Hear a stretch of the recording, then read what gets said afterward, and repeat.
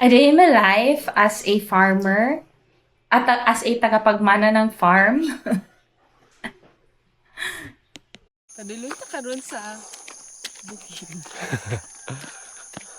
Nata karon sa farm. First time nako dire nga ni sakas taas. So isa ni sa mga area nga ato ang giadtuan, medyo napabayaan gyud nato ni na area ni tubo ang mga sagbot and bag-o lang ta nagpa-general. Pero iyang ingon nga magsulo siya?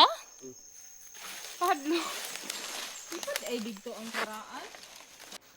So kauban nako ang akong bana si Mr. Ahmad nga ni adto sa farm. Medyo first time gyud nako adto diri sa tuktok. Lisod day kaayo mo bahada, dili ko kapasar aning mga trek. Yes, digid ko pang trail run.